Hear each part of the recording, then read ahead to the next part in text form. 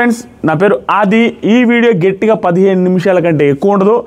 One of the worst episodes of Bigg Boss Telugu history అన్నట్టుగా అనిపించింది. ఏమీ లేదు స్వామి, నాకు ఈ తుండు కొట్టేసుకొని అసలు పడుకున్నామా తడి కొట్టేసుకుని అన్న ఫీలింగ్ వచ్చింది. ఏముంది అక్కడ? ఏమీ లేదు, అంతా సేఫ్ గేమే. ఆ బుక్కులు ఇస్తే ఒక్కరైనా సీరియస్గా ఏమన్నా చెప్పారా? ఒక గౌతమ్ కృష్ణ తప్పించి ఎందుకు గౌతమ్ కృష్ణ ఒక్కడే సేఫ్ గేమ్ లేదు ఆ పర్టికులర్ పార్ట్లో అన్న ఫీలింగ్ ఎందుకు వచ్చిందని చెప్తాను. మిగతా వాళ్ళందరూ నవ్వులాటగా కామెడీగా సిల్లీగా ఇచ్చేసుకున్నారు తప్ప ఒక సిన్సియారిటీ, ఒక ఏదో గేమ్ ప్లే, దాంట్లో ఒక స్ట్రాటజీ అది ఏమీ లేదు. అబ్బా అనిపించింది, ఏంది స్వామి మనం ఏం చూస్తున్నామని. దానికి తోడు మళ్ళీ 10 గంటలకు వేసేదేంది స్వామి, 9:30కి వేస్తేనే సీజన్ బాగాలేదని అనుకు బాధపడుతుంటే 10 గంటలకి చేస్తే అసలు ఎవరైనా చూస్తారా? ఏదో చేసేస్తున్నారు. నేను అందుకని తమ్ముళ్ళు తడుగుట్టేసుకొని పెట్టుకోవాల్సి వచ్చింది. షార్ట్ అండ్ స్వీట్గా మాట్లాడేద్దాం.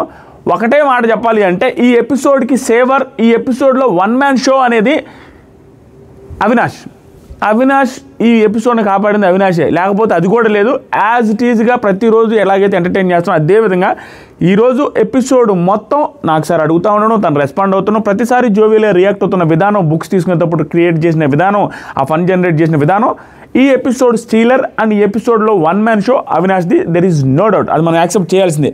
మీరు ఎంతమందికి అనిపించింది అనేది కామెంట్ చేయండి. సో ఫాస్ట్గా లాగిచ్చేస్తాను. అంత హైలైట్ ఏం లేదు, కొన్ని పాయింట్స్ మాత్రమే ఉన్నాయి. దాంట్లో ఒక పాయింట్ వచ్చి విష్ణుప్రియ గారు ఎందుకు భయంకరంగా బర్స్ట్ అవుట్ అయిపోతారో అని అనుకున్నా. మేబీ అందరూ వచ్చి చెప్తున్నారు, మేబీ శ్రీముఖి గారు కూడా వచ్చి చెప్పారు కాబట్టి తన ఎమోషన్స్ని అంత ఎక్కువ చూపించలేదేమో, అంత ఎక్కువ బాధపడలేదో. మేబీ ఎలిమినేట్ అయిన తర్వాత రేపు ఎపిసోడ్లో ఏమైనా బాధపడతారేమో చూద్దాం. అదే లైవ్లో ఇప్పుడు జరుగుతుంది కదా. సో సాంగ్స్ హూక్ స్టెప్స్ చేయాలి. ఈ హూక్ స్టెప్స్ చేసేది నిఖిలు, విష్ణుప్రియ వీళ్ళిద్దరు కాంబినేషను ప్లస్ ప్రేరణ గారు. ఆ తర్వాత సరి కొంతమంది స్టెప్పులు బాగున్నాయి కొన్ని సాంగ్స్కి. ఒక సాంగ్ అయితే దిగి తాత మేడ్ ఇన్ ఆంధ్ర స్టూడెంట్ అంటే అర్థం వివరిస్తా.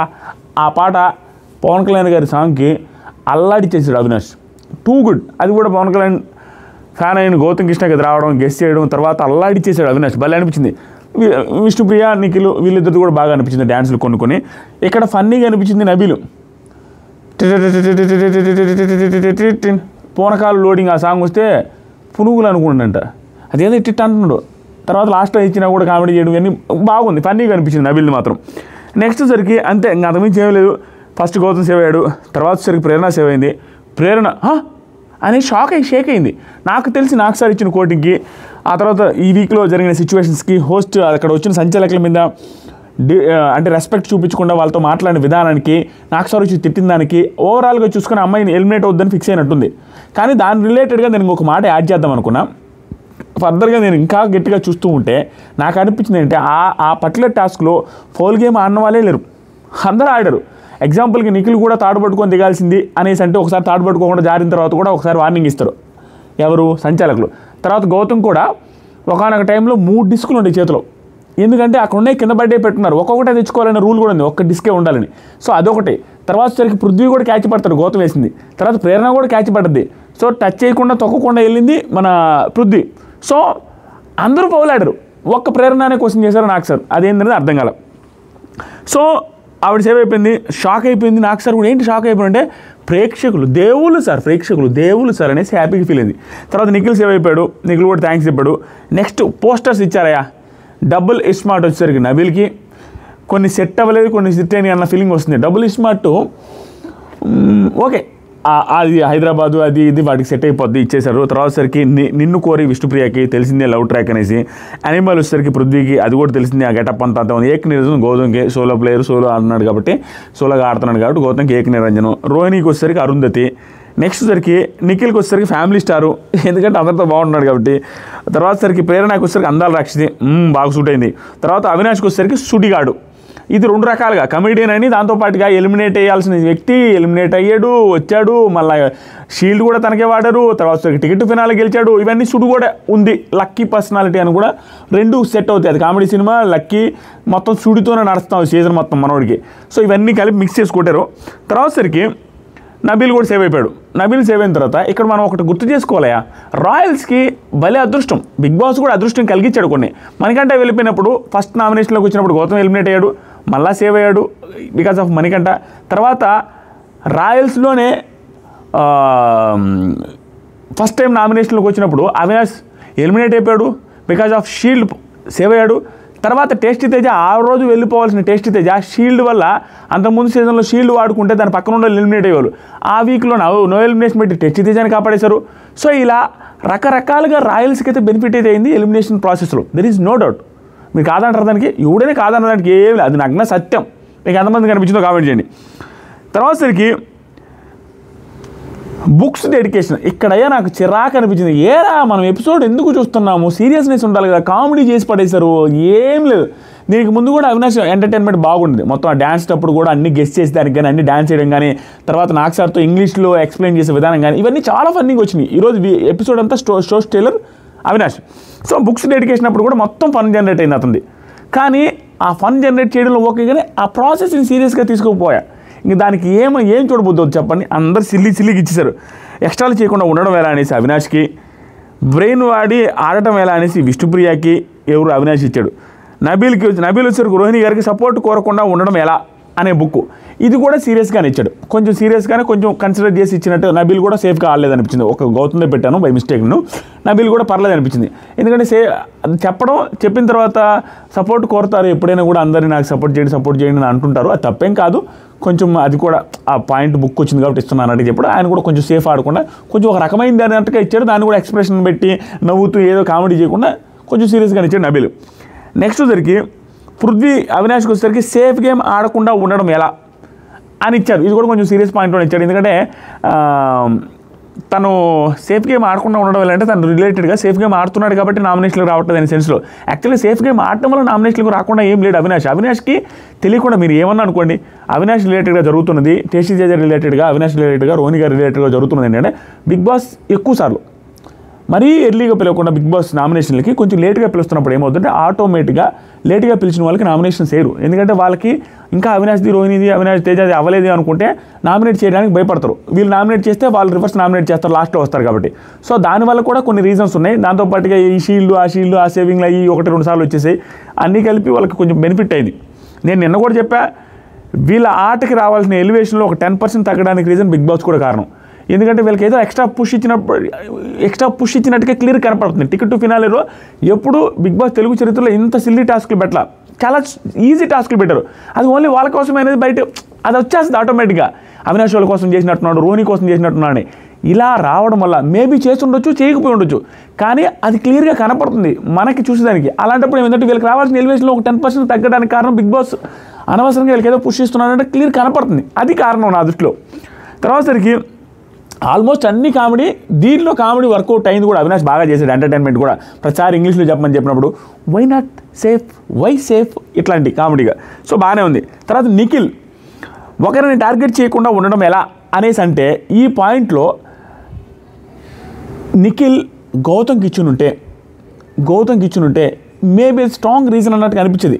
ఏదో ఒకటి చెప్పి గౌతమ్కి ప్రతిసారి మమ్మల్ని అంటావు, మమ్మల్ని టార్గెట్ చేస్తుంటావు, ఓజీ అంటుంటావు, సంథింగ్ ప్రతిసారి గ్రూప్ గేమ్ అంటుంటావు, ఇలా ఏమైనా రీజన్స్ చెప్పుంటే బాగుండేది. ఎందుకంటే స్ట్రాంగ్ అపోనెంట్కి, తనకు అపోనెంట్ స్ట్రాంగ్ గౌతమ్ అనేది తెలుసు కదా, గౌతమ్కి ఇచ్చునుంటే బాగుండేది అన్నట్టు ఫీలింగ్ అయినా. కానీ ఇక్కడ చెప్పిన రీజన్ ఓకే, ప్రతిసారి పృథ్వీ మీదకి వస్తున్నావు అనేది ఓకే. కానీ నిఖిల్కి అర్థం కాని పాయింట్ ఏంటంటే, నాకు ప్రతిసారి ఇప్పుడు ఇతని పాయింట్ చెబితే ఓకే, వేరే వాళ్ళ పాయింట్ కూడా చెప్పచ్చు. పృథ్వీ రిలేటెడ్ పాయింట్ తీసుకోవచ్చు ఇక్కడ. మన పృథ్వీని ప్రతిసారి నువ్వు టార్గెట్ చేస్తుంటావని, ఇతను రిలేటెడ్గా మాట్లాడేది, ఓజీని అంతా మాట్లాడేది గౌతమ్గా ఉండదు కదా, గౌతమ్కి వేయచ్చు డైరెక్ట్గా. అప్పుడు స్ట్రాంగ్ ప్లే లాగా అనిపిస్తుంది, సేఫ్ గేమ్ లాగా లేకుండా. డైరెక్ట్గా వెళ్ళి సేఫ్ గేమ్ లాగా అందరికి ఇచ్చిన అవినాష్కే ఇచ్చి అవినాష్ రిలేటెడ్గా పృథ్వీకి వేస్తున్నాం అనే పాయింట్ మీద చెప్పారు. అది సేఫ్ గేమ్ ఖచ్చితంగా. ఈ ఒక దాంట్లో నబీల్ ఒకటి కొంచెం పర్లేదు అనిపించాడు, కొంచెం అంటే ఒక స్ట్రాంగ్ ఏదో నవ్వకుండా ఏదో నార్మల్గా ఇచ్చాడు. తర్వాత గౌతమ్ కృష్ణ బాగా అనిపించాడు. గౌతమ్ కృష్ణ ఏం చేశారంటే సరైన కారణాలతో నామినేట్ చేయడం ఎలా అనేది నిఖిల్కి ఇచ్చాడు డైరెక్ట్గా. నిఖిల్ నామినేషన్లో స్ట్రాంగ్ రీజన్స్ ఉండట్లేదు, నిజంగానే ఉండట్లేదు. ఒక వీకు 2 వీక్లో ఉన్నాయి.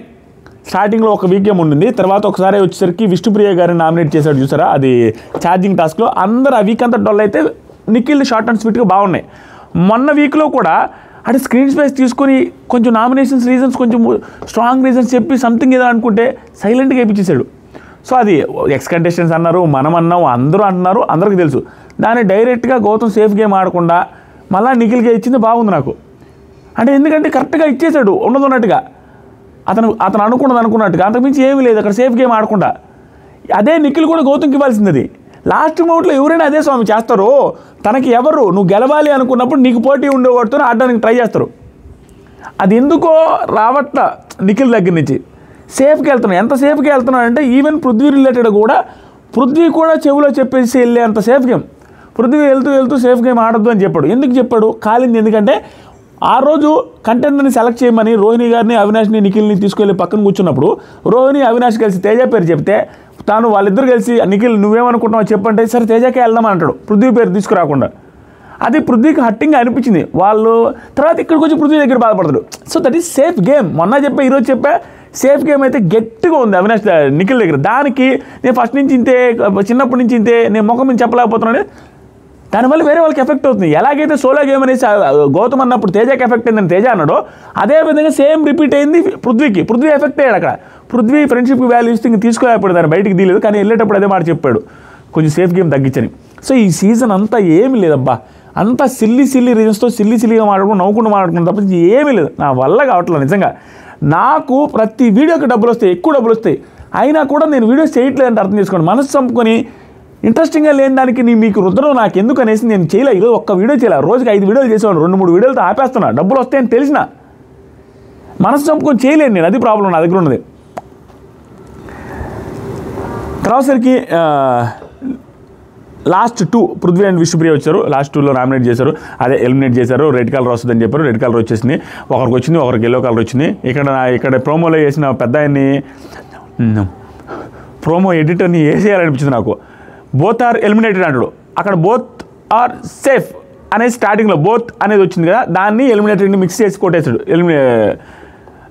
ఎడిటింగ్లో. బోత్ ఆర్ ఎలిమినేటెడ్ అని. అందరూ ఎంతమంది మెసేజ్ చేశారు, 100 మంది ఇన్స్టాగ్రామ్లో. అన్నా నేనేమో అందరు రిప్లైలు ఇస్తాను, అందరు మెసేజ్ చూస్తాను కాబట్టి ఇంకా నాన్ స్టాప్గా అందరూ ఎత్తి లేదు స్వామి అది ప్రోమో కట్టు ఊరికే వేశారు అది ఇది అనేసి చెప్పింది. నేను ప్రాంక్ అనుకున్నా. ఎడిటింగ్ లెవెల్ బోత్ అనే దానికి ప్లస్ లాస్ట్లో ఎలిమినేటెడ్ అనేది కట్ చేసి 2 చేస్తాడు, బోత్ ఆర్ ఎలిమినేటెడ్ అని. బాబ్బా. సో కామెంట్ సెక్షన్లో first comment Instagram broadcast channel link ఉంది. నామినేషన్ రిలేటెడ్ అప్డేట్స్ అవన్నీ స్టోరీస్లో అండ్ బ్రాడ్కాస్ట్ ఛానల్ లింక్లో అప్డేట్ చేస్తాను. 2,10,000 మంది ఉన్నారు. ఫాలో అవ్వని వాళ్ళు ఉంటే ఫాలో అవ్వండి. సో లాస్ట్లో ఎలిమినేట్ అయినప్పుడు విష్ణుప్రియ హగ్ ఇచ్చింది. విష్ణుప్రియ కూడా చాలా హ్యాపీగా ఫీల్ అయింది, ఆవిడ సేవ్ అయినందుకు. తర్వాత హగ్ ఇచ్చేసింది. తర్వాత అప్పటి వరకు ఏం బాధపడలేదు. తర్వాత నిఖిల్కి వెళ్తూ హగ్ ఇచ్చేస్తే నిఖిల్ హగ్ తీసుకున్న తర్వాత సేఫ్ గేమ్ ఆడొద్దని చెప్పాడు, నేను ఇందాక చెప్పినట్టుగానే. ఇంకా అయిపోయింది టైం కూడా. ఆ తర్వాత విష్ణుప్రియ కూడా వచ్చి హగ్ చేసుకుని తర్వాత కన్నీళ్ళు పెట్టుకుని ఏడ్చింది, బాధపడింది కొంచెం. తర్వాత సరికి మిగతా వాళ్ళందరూ కూడా థ్యాంక్ యూ సో మచ్ అది అనేసి హగ్ చేసుకుని అందరూ చెప్పేసి వెళ్ళిపోయాడు. హగ్ ఇచ్చి ఐఎమ్ సారీ అని చెప్పింది విష్ణుప్రియ. మేబీ హట్ చేస్తున్నా, ఇబ్బంది పెట్టున్నా, నేను నా లవ్తో అన్నట్టుగా, అదే ఇష్టంతో, అదే ఫ్రెండ్షిప్తో ఇంకా ఆవిడ అన్నట్టుగా ఏడుస్తూ లాస్ట్లో I miss you Prithvi, you are a great man అనేసి బాధపడుతూ చెప్పింది. కన్నీళ్ళు వచ్చినాయి. అది క్లియర్గా ఆ బాధ అనేది కళ్ళలో కనపడుతుంది. ఆపుకున్నది ఆ అమ్మాయి. నెక్స్ట్ వచ్చరికి ఏవి భయంకరంగా ఉంది, ఏవి బాగుంది. యష్మి గారితో రిలేటెడ్గా పోల్చుకున్నా, తేజ రిలేటెడ్గా పోల్చుకున్నా కూడా కొంచెం బాగుంది అన్నట్టుగా అనిపిస్తుంది. అన్ని యాంగిల్స్ అంతా ఫ్రెండ్షిప్ మాస్ ఫైర్ టాస్క్లు అన్నీ బాగున్నాయి. So 3 super flop, 3 super hit ఇవ్వాలి.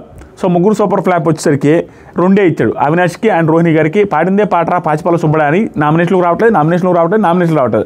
తన పాయింట్ రైట్, కానీ వాళ్ళు రావట్లేదు. ఏం చేయాలి? ప్రతిసారి అదే చెప్తే వాళ్ళకు కూడా ఇబ్బందిగానే ఉంది. ఏంటి ప్రతిసారి ఇదే చెప్తున్నాడు ఎందుకు? ఇప్పుడు పృథ్వీ రిలేటెడ్గా దెబ్బ మీద దెబ్బ అని ప్రోమోలో తమ్నేలు పెట్టింది ఏంటంటే, పృథ్వీకి నిజంగానే దెబ్బ మీద దెబ్బ పడింది.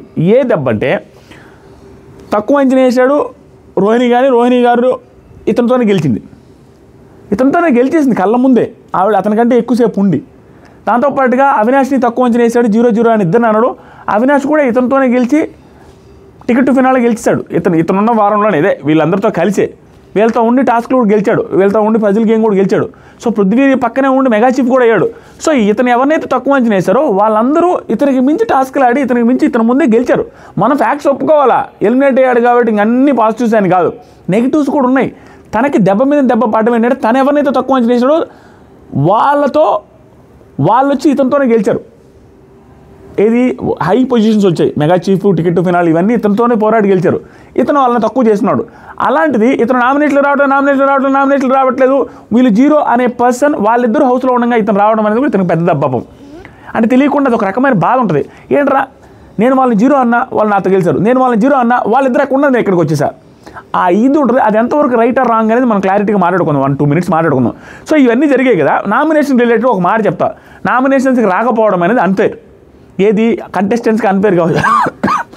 నామినేషన్ రాకపోవడం అనేది ఖచ్చితంగా పక్క కంటెస్టెంట్కి అయ్యో అన్ఫేర్ అనిపిస్తుంది. కానీ వాళ్ళు ఏం చేస్తారు, బిగ్ బాస్ కొంత లాస్ట్లో పెరగడం వల్ల, దాంతోపాటుగా వీళ్ళు నామినేట్ చేసినప్పుడు ఒక ఓటే పడడం వల్ల ఇలాంటి సర్కమ్స్టాన్సెస్ వల్ల నామినేషన్లో రాలేదు ఎక్కువసార్లు. దానికి ఏం చేయాలంటున్నా, వాళ్ళ తప్పు ఏంటి, వాళ్ళ టాస్క్లు ఏం ఆడలేదా, వాళ్ళు పర్ఫార్మెన్స్ చేయలేదా, వాళ్ళు ఎంటర్టైన్మెంట్ చేయలేదా, అన్నీ చేశారుగా.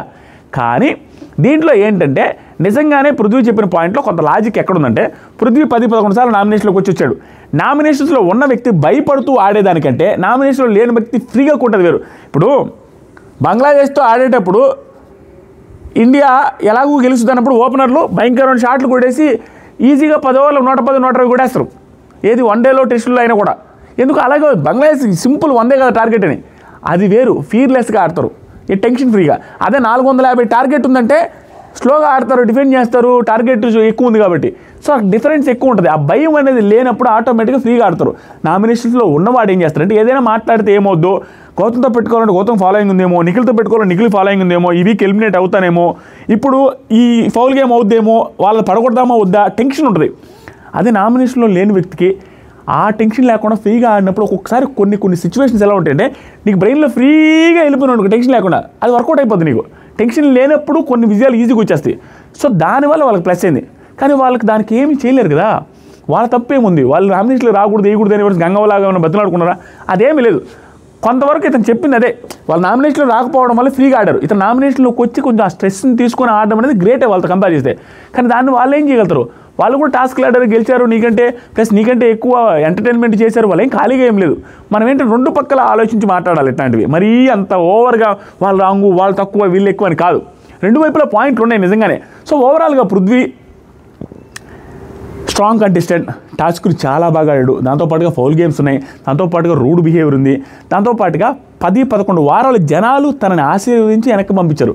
సో కాబట్టి తనకు ఒక స్ట్రాంగ్ ఓట్ బేస్ కూడా క్రియేట్ అయింది, స్ట్రాంగ్ ఫ్యాన్ బేస్ కూడా క్రియేట్ అయింది.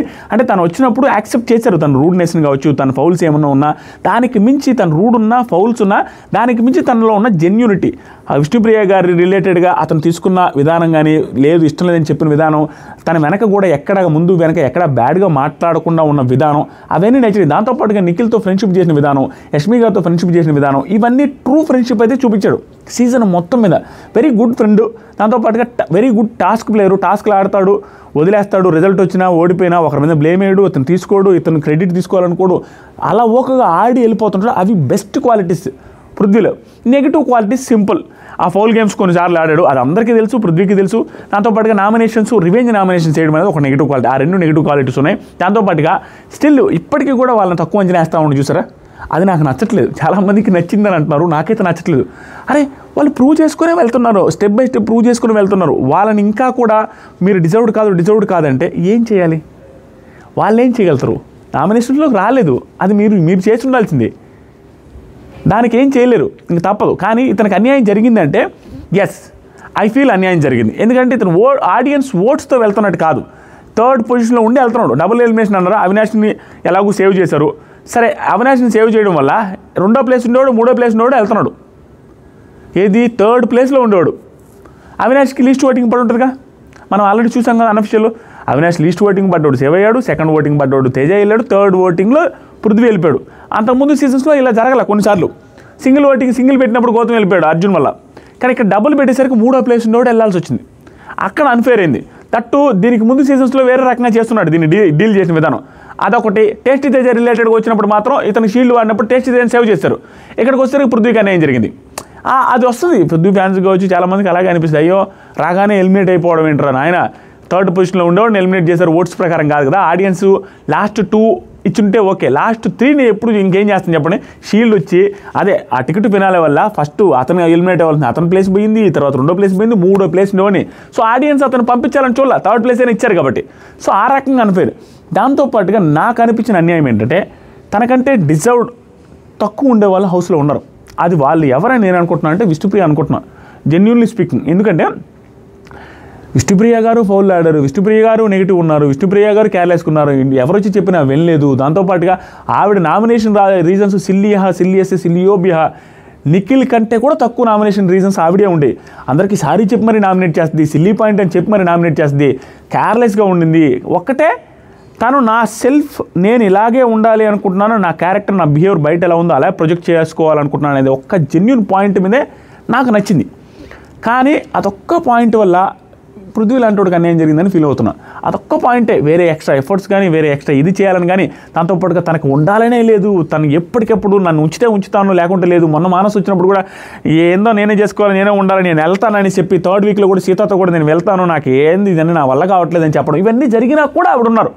ఎవరైతే ఉండాలి, కసిగా చేసుకోవాలి, ప్రూవ్ చేసుకోవాలి, మెగా చిప్ అవ్వాలి, ఫైట్ చేయాలి అనుకున్నాడు బయటకు రావడం అనేది తనకంటే పృథ్వీ లోపల ఉండడం డిజర్వ్డ్ అనేది నా ఫీలింగ్. మీకు ఎంతమందికి అనిపించిందో లేదో తెలియదు, కానీ అవినాష్ రోహిణి గారు ప్రూవ్ చేసుకున్నారు.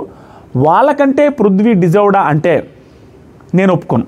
ఎందుకంటే వాళ్ళు నామినేషన్ రావట్లేదు అనే ఒక్క పాయింట్ మీద ఇతను 10-11 వారాలు పోరాడి జనాలు బ్లెస్ చేసి లోపల పంపించారని ఒక్క పాయింట్ మీద మేబీ 1% ఎడ్జిస్తానే. కానీ ఓవరాల్గా కన్సిడర్ చేస్తే నామినేషన్లకు వాళ్ళకి సంబంధం లేదు. వాళ్ళు ఏం చేయగలుగుతారు?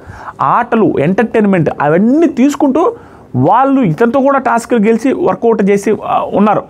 అది నాకు వాళ్ళైతే డిజర్వ్డే. ఇప్పుడు ఆ పొజిషన్లో ఉన్నాడు, టాప్ 5కి డిజర్వ్డా కాదంటే రేపు ఓటింగ్ చేస్తే ఓటింగ్లో ఉంటే వస్తారు, లేకుంటే లేదు. కానీ మిగతా ప్రస్తుతానికి విష్ణుప్రియ గారు మాత్రం డిజర్వ్డ్ కాదు. దాంతోపాటుగా నబీల్ కూడా ఒక్కొక్క టైంలో ఫస్ట్ 2-3 వీక్స్ 4th వీక్స్ అక్కడ వరకు ఓకే, కానీ ఈ మధ్యకాలంలో పెద్దగా ఏం చేసినలేదు. నబీల్ కూడా నెగిటివ్స్ ఉన్నాయి. దాంతోపాటు టాస్కులు పర్ఫార్మెన్స్ తగ్గిపోయింది, టాస్కులు ఛాన్స్ రావట్లేదు. ఓవరాల్గా ఆ గ్రాఫ్ అయితే డౌన్ అవుతుంది, గ్రాఫ్ డౌన్ అవుతుంది. కొంతమంది ఏమవుతుందంటే స్టార్టింగ్లోనే 3-4 వీక్స్ హెవీ పర్ఫార్మెన్స్ ఇవ్వడం వల్ల నబీలు ఆ గ్రాఫ్ ఏం చేంజ్ అవ్వట్లా, కానీ ఆటలో పెద్ద ఊపేం లేదు. అదొకటి.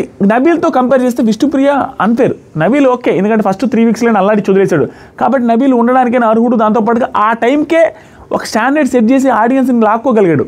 కానీ విష్ణుప్రియ ఎక్కడ చేయలేదు. విష్ణుప్రియ కంటే కూడా పృథ్వీ డిజర్వ్డ్ అనేది నా ఉద్దేశం. మీకేమనిపిస్తుంది కామెంట్ చేయండి. నాకు జెన్యూన్గా అనిపిస్తుంది చెప్తున్నా. ఇక సూపర్ హిట్ దాంట్లో మాత్రం నిఖిల్ని పెట్టాడు. ఆ తర్వాత సరికి ట్రూ ఫ్రెండ్ బాగా ఆడతారు అది ఇది అని చెప్పాడు. తర్వాత సరికి నబీల్ పెట్టాడు. తర్వాత సరికి విష్ణుప్రియాని పెట్టాడు. ఆవిడ జోబేలుగా ఉంటుంది అది ఇది అనేసి ఒక రీజన్స్ చెప్పేసి ముగ్గురికి. నబీల్కి వచ్చేసరికి ఆట ఆడతాడు, నామినేషన్స్ అన్నింటిలో కూడా బాగా చేస్తాడు, సూపర్ అనేసి అప్రిషియేట్ చేసి పెట్టేశాడు. నేను ఓట్లయితే 4 మొబైల్ తీసుకొని ఈ 4గురికి వేస్తా అంటాడు. లాస్ట్లో కూడా మనోడు ఆ పిచ్చి వదులుకోలే. ఎప్పుడు చూసినా మన క్లాను, మనోళ్ళు, మన అన్నట్టుగా అంటాడు కదా, అదే వాళ్ళ క్లాన్ మెంబర్స్కే ఇచ్చుకున్నాడు సూపర్ హిట్. వాళ్ళ క్లాన్ మెంబర్స్కి ఓట్లు వేస్తానండి, మిగతా వాళ్ళకి కాకుండా. సో లాస్ట్లో మీరు గమనిస్తే 2 ఫ్లాప్లు ఇచ్చాడు. రోహిణి గారికి, అవినాష్కి ఒక నామినేషన్ రీజనే, మళ్ళీ అదే పాట. గౌతానికి వీళ్ళు ఎవరికి ఏం చెప్పాలి, మేబీ మిగతా వాళ్ళందరూ హిట్టే, కానీ ఇవ్వాల్సింది 3 కదా అని చెప్పి ఉండొచ్చు అనుకుంటున్నా. అంతే జరిగింది, అంత మించి ఏమిలే. 10 గంటలకు షో అంటే నాకు నరకం కనపడుతుంది స్వామి, నిజంగా నా వల్ల కాదు. తడిగుడ్డేసుకుని పడుకుంటా. కొత్తగా ఎవరు చూస్తున్నారో కుదిరితే ఛానల్ సబ్స్క్రైబ్ చేయండి, అండ్ వీడియో నచ్చితే లైక్ చేయండి. కామెంట్ సెక్షన్లో first comment Instagram broadcast channel link ఉంది, ఫాలో అయిపోండి. చేతి రేఖలు చూస్తున్నారా?